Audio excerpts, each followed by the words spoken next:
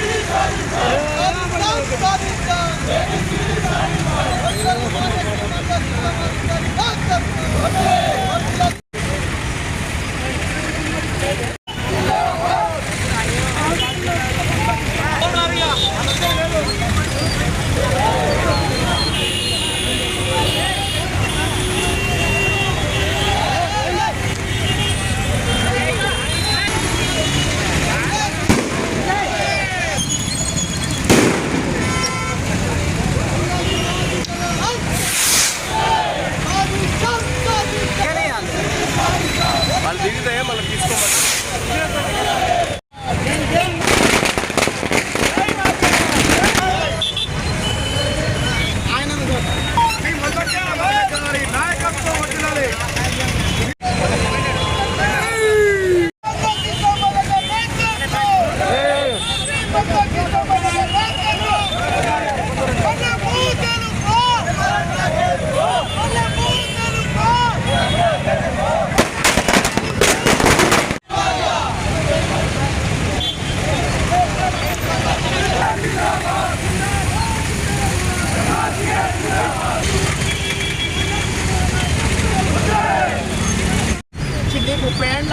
ఈ మాదిగల ఆకాంక్ష, బాధ అన్ని రకాలుగా ఎన్నో రకాలుగా ఆడుకోవడం దెబ్బతిని ఉన్నాము, వెనకబడి ఉన్నాము.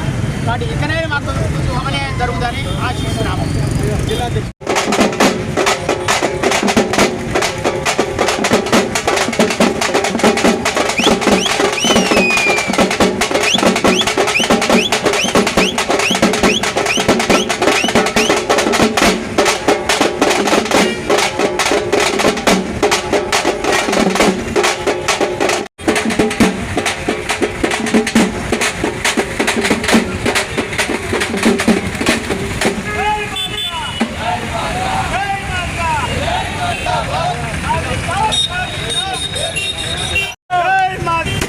ఒకసారి చూడండి.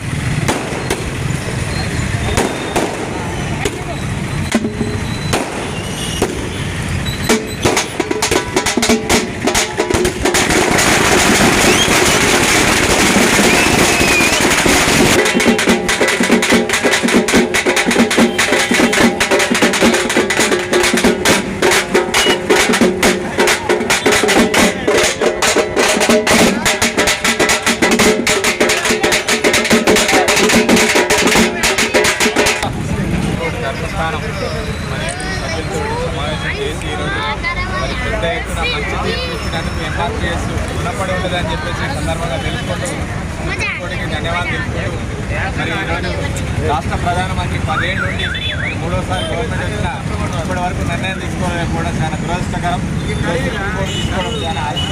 మేము చాలా సంతోషంగా వ్యక్తం చేస్తూ మరి సుప్రీంకోర్టుకి ధన్యవాదాలు చెప్తూ మరి మాదిగలంతా కూడా చాలా సంతోషంగా సంబరాలు చేసుకుంటారని చెప్పేసి సందర్భంగా తెలియజేస్తున్నాం. ఎంఆర్పిఎస్ జిల్లా కమిటీ ఆధ్వర్యంలో ప్రత్యేకంగా సుప్రీంకోర్టు ధర్మాసనానికి భారతదేశ యావత్తు నుంచి మాదిగ ఉపకులాలందరూ కూడా వారందరికీ ప్రత్యేకమైన కృతజ్ఞతలు దండోర సందర్భంగా తెలియజేస్తున్నాం. ఎందుకనంటే ఎంఆర్పిఎస్ రాష్ట్ర అధ్యక్షులు మేడిపాపయ్య గారి ఆదేశాల మేరకు ఈరోజు రాష్ట్ర వ్యాప్తంగా అంతటా కూడా దండోర ఉత్సవాలు జరుగుతున్నాయి.